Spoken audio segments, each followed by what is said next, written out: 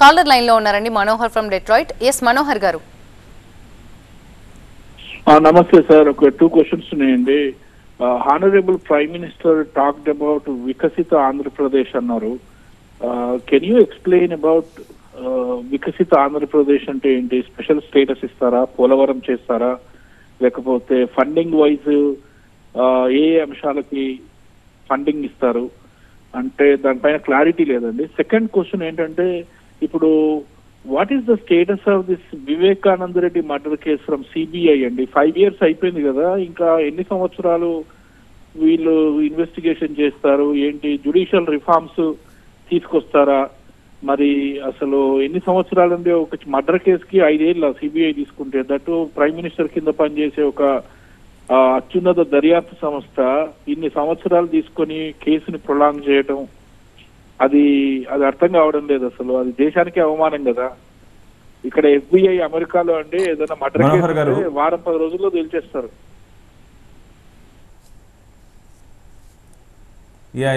మనోహర్ గారు నమస్తే. వికసిత ఆంధ్రప్రదేశ్ గురించి మీరు మాట్లాడారు.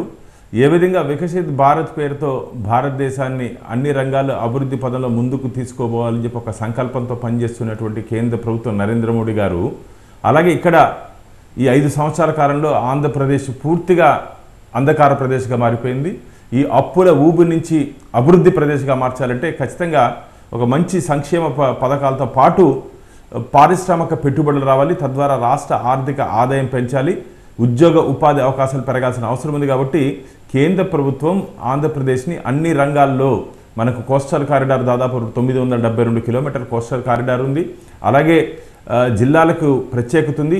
ఏ జిల్లాలో ఏ పారిశ్రామిక వాతావరణం ఉంటుందో ఆ విధంగా దాన్ని అభివృద్ధి చేసి ఖచ్చితంగా ఆంధ్రప్రదేశ్ని అన్ని రంగాల్లో, ఇరిగేషన్లో కానీ, ఎడ్యుకేషన్లో కానీ, హెల్త్ గ్రౌండ్స్లో కానీ అన్ని రంగాల్లో ఎక్కడెక్కడ ఏ విధంగా కేంద్ర ప్రభుత్వం సపోర్ట్ చేయాలో ఆ విధంగా మేము సపోర్ట్ చేసేదానికి సిద్ధంగా ఉన్నాం.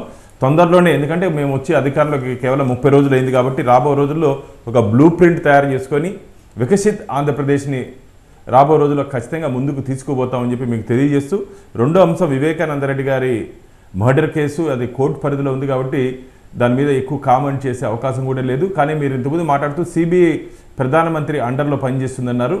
CBI central bureau of investigation ఒక అటానమస్ బాడీ, దానికి ఉన్నటువంటి పరిమితుల్లో అది పనిచేస్తుంది. ఎవరికి ప్రధానమంత్రికి కానీ వారికి అది రిపోర్ట్ చేయాల్సిన అవసరం లేదు. కాబట్టి ఖచ్చితంగా ఇప్పటికే ఆలస్యమైందని చెప్పి ప్రజలందరూ అనుకుంటున్నారు. కాబట్టి తొందరలోనే దీని మీద ఒక నిర్ణయం వస్తుందని చెప్పి ఆశాభావాన్ని వ్యక్తం చేస్తుంది.